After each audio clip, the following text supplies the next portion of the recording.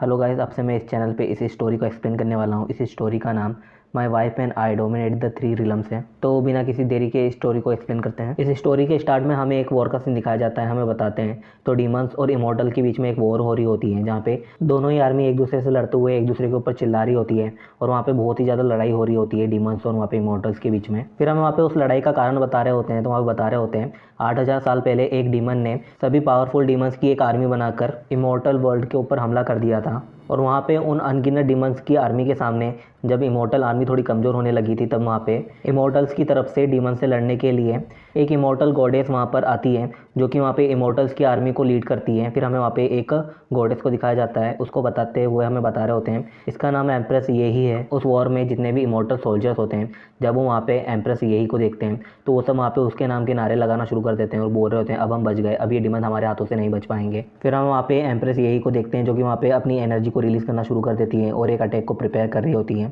फिर हमें दिखाया जाता है तो एम्प्रेस यही ने एक बड़ी सी स्वॉर्ड को समन किया होता है, या अपनी हेवनली एनर्जी से एक बड़ी सी डिवाइन स्वॉर्ड बना ली होती है। एम्प्रेस यही की उस स्वॉर्ड को देखकर वहाँ पे जितने भी डीमंस होते हैं वो सब बहुत ज़्यादा हैरान होते हैं, क्योंकि वो स्वॉर्ड में बहुत ही ज़्यादा एनर्जी उनको महसूस हो रही होती है और वो स्वॉर्ड बहुत ही ज़्यादा बड़ी होती है, जिसकी वजह से वहाँ पे जितने भी डीमंस होते हैं वो सब उससे थोड़ा डर रहे होते हैं। और वहाँ पर जो इमॉर्टल आर्मी के सोल्जर्स होते हैं वो एम्प्रेस यही के उस अटैक को देखकर वहाँ पे उनके नाम के नारे लगाना शुरू कर देते हैं और बोल रहे होते हैं एम्प्रेस यही बहुत ही ज़्यादा पावरफुल है, उन्हें तीनों लोग में कोई भी नहीं हरा सकता है। अब ये सारे डीमन उनके हाथों मरेंगे, मार दो इन डीमंस को, ख़त्म कर दो इन डीमंस को। और ऐसा कहते हुए वहाँ पे जितने भी इमॉर्टल सोल्जर्स होते हैं वो सब वहाँ पे चिल्ला रहे होते हैं। फिर हमें एम्प्रेस यही कि उस स्वॉर्ड के आसपास बहुत ही ज़्यादा ब्लैक कलर की एनर्जी की वेव्स को दिखाया जाता है, जो कि उस पूरी स्वॉर्ड को कवर कर रही होती है, जिसको देखकर एम्प्रेस यही को भी कुछ भी समझ में नहीं आता है और वो मन में ही बोल रही होती है ये तो डीमन क्वीन है। और ऐसा कहते हुए वो वहाँ पे उस एनर्जी को देख रही होती हैं, जो कि बहुत ही ज़्यादा पावरफुल होती हैं, जिसको देखकर उन्हें भी कुछ समझ में नहीं आ रहा होता है। और उनकी आंखों के सामने ही पल भर में ही वो डिमोनिक एनर्जी उनकी उस स्वॉर्ड को पूरी तरह से ख़त्म कर देती है। जब एम्प्रेस यही वहाँ पे उस डिमोनिक एनर्जी के बारे में सोच रही होती है, तभी वहाँ पे एक बंदा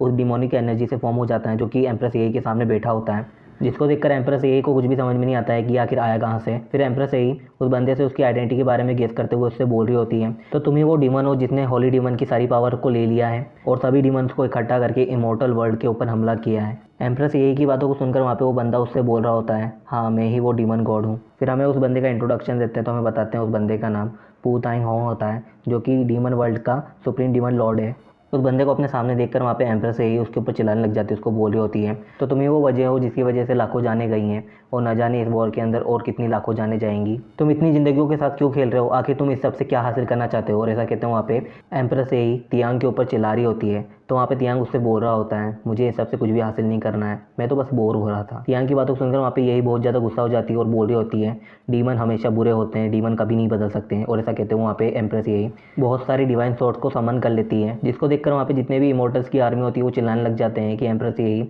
अब इस डिमोन को जल्दी खत्म कर देगी, ये सब लड़ाई अब जल्दी खत्म होने वाली है। और वहाँ पे एम्प्रेस यही अपनी सारी स्वॉर्ड को डीमन गॉड तियान के ऊपर एम करते हुए वहाँ पे उसके ऊपर अटैक कर देती हैं और यही वहाँ पे तियान के ऊपर हमला करते हुए चिल्ला रही होती है कि तुम सबका अंत आज मेरे हाथों ही लिखा है। और ऐसा कहते हुए वहाँ पे यही अपनी सारी स्वॉर्ड के साथ तियान के ऊपर हमला करते हुए उसकी ओर बढ़ रही होती है। फिर हमें वहाँ पे बहुत ही बड़े धमाके को दिखाया जाता है, उन दोनों के अटैक्स टकराने की वजह से वहाँ पे बहुत ही बड़ा धमाका होता है और उस धमाके की वजह से वहाँ पे बहुत ही ज़्यादा फॉग हो जाती है, जिसकी वजह से वहाँ पे जितने भी डीमंस और इमॉर्टल्स की आर्मी होती है वो वहाँ पे उनके रिजल्ट को देख रही होती है और वहाँ पे वो सब ये देखने की कोशिश कर रहे होते हैं कि वहाँ पे कौन हारा है। फिर वहाँ पे जैसे ही वो फॉग हटती है हमें उन दोनों की शैडोज़ को दिखाया जाता है, जो कि एक दूसरे के बहुत ही करीब खड़ी होती हैं। फिर जब हमें उन दोनों को दिखाते हैं तो हम देखते हैं कि तियान ने यही को मार दिया होता है और वहाँ पे तियान का हाथ यही के दिल के आर पार हो चुका होता है और वो वहाँ पे यही से बोल रहा होता है कितनी बुरी बात है, इमॉर्टल गॉडेस एम्प्रेस यही जिसे तीनों लोक में कोई भी नहीं हरा सकता वो भी मुझे नहीं हरा सकती, लेकिन आज मेरे हाथों मरने के बाद ये टाइटल अब मेरा होगा, अब से मैं इन तीनों लोक में इनविंसिबल हूँ, मुझे कोई नहीं हरा सकता।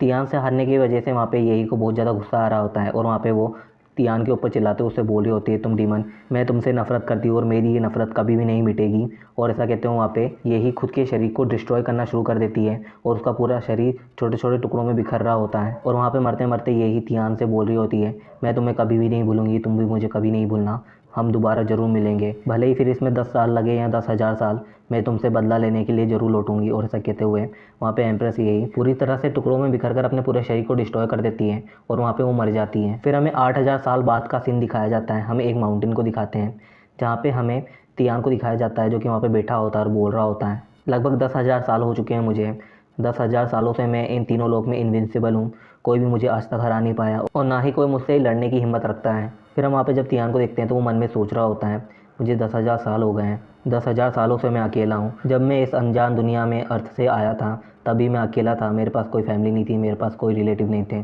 और मेरे पास कोई भी रीज़न नहीं था जीने का। तब भी मैं अकेला था और आज ये दुनिया की सारी ताकतें जब मेरे हाथ में, तभी मैं इतना अकेला क्यों हूँ। यही सब सोचते हुए फिर वहाँ पे तियान अपनी पावर का इस्तेमाल करना शुरू कर देता है और वहाँ पे बोल रहा होता है, मैं इस जगह का भगवान तुम्हें आदेश देता हूँ कि तुम उस दरवाजे को खोलो ताकि मैं मॉर्टल वर्ल्ड में एंटर कर सकूं और उस दुनिया को एक मॉर्टल की तरह जी सकूं। फिर हमें तियान के सामने एक रिफ्ट को दिखाते हैं जो कि वहाँ पे ओपन हो जाती है, जो कि मॉर्टल वर्ल्ड का दरवाज़ा होता है। और वहाँ पे तियान मन में सोच रहा होता है, मैं इस वक्त मॉर्टल वर्ल्ड में तो जा रहा हूँ लेकिन मैं वहाँ पे अपनी सारी पावर्स के साथ नहीं जा सकता। अगर मुझे वहाँ पे एक नॉर्मल लाइफ जीनी है तो मुझे अपनी सारी पावर को सील करना होगा। और बोल रहा होता है, मैंने अपनी सारी पावर और अपनी सारी डिमोनिक एनर्जी अपने डिमोनिक ब्लड के साथ सील कर दी है और अब मैं एक मॉर्टल की तरह हूँ जो कि इस छोटे से रिलम में एक ऑर्डिनरी लाइफ को दोबारा जीने जा रहा हूँ जो कि मैं बहुत ही पहले खो चुका हूँ, ताकि मैं अपनी उन छोटी छोटी खुशियों को हासिल कर सकूँ जो कि मैं खो चुका हूँ। और ऐसा कहते हुए हमें वहाँ पे तियान को दिखाते हैं जो कि वहाँ पे एक पोर्टल से गुजर रहा होता है। फिर हमें एक बड़े से शहर को दिखाया जाता है, हमें बताते हैं तो ये जगह जियान तियांग किंगडम है और इस सिटी का नाम फैंगजिन सिटी है। फिर हम उस सिटी के अंदर एक घर को देखते हैं जिसके अंदर एक लेडी वहाँ पे सफाई कर रही होती है। फिर हम वहाँ पे तियान को दिखाते हैं जो कि उस घर के अंदर एंटर कर रहा होता है और बोल रहा होता है,